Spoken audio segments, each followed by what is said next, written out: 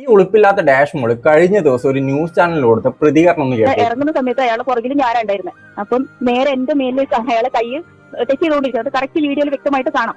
അങ്ങനെ ചെയ്തു. അപ്പൊ അത് ഒരു പ്രാവശ്യം റിപ്പീറ്റ് ചെയ്ത് ഞാൻ മാറി നിന്നു. പിന്നെയും അയാളത് ചെയ്തു. ഇങ്ങനെ ആ വീഡിയോയിൽ ഇങ്ങനെ നോക്കുന്നതൊക്കെ കാണിക്കുന്നുണ്ട്. അത് കഴിഞ്ഞപ്പോ അപ്പൊ തന്നെ ഞാൻ എന്താ ചേട്ടാ ഉദ്ദേശം എന്ന് ചോദിച്ചു.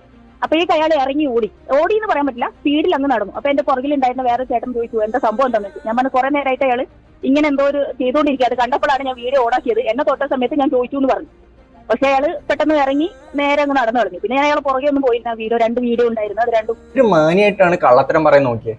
കാരണം ആ ഒരു ബസ്സിൽ ഇവളല്ലാതെ വേറെ ഒരാളും ഇങ്ങനെ ഒരു സംഭവം നടന്നത് അറിഞ്ഞിട്ടില്ല.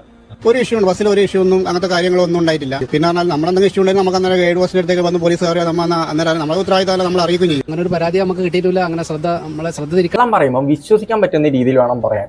ആദ്യം അയാൾ ഓടി, പിന്നെ നടന്നു, അവിടെയുള്ള ചേട്ടൻ കണ്ടു. പക്ഷേ ഈ ലോകത്തിലെ വേറെ ആരും കണ്ടിട്ടില്ല, നീ ഒഴികെ.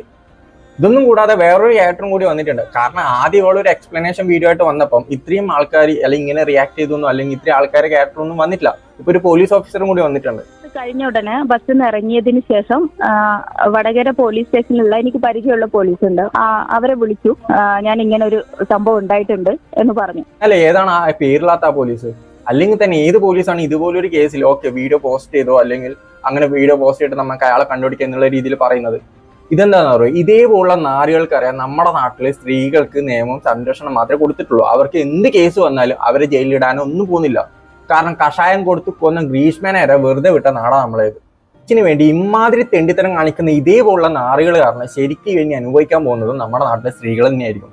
കാരണം ഇനി ഏതെങ്കിലും സ്ത്രീക്ക് ബസ്സിൽ വെച്ച് ശരിക്കും എന്തെങ്കിലും മോശമായിട്ട് അനുഭവം ഉണ്ടായാല് അവർ ഓപ്പൺ ആയിട്ട് പറയാൻ മടിക്കും. കാരണം അവരുടെ കൂടെ ആരെങ്കിലും നിൽക്കാൻ ഇനി മടിക്കും ഇതേപോലുള്ള കേസ് കണ്ടുകൊണ്ട്.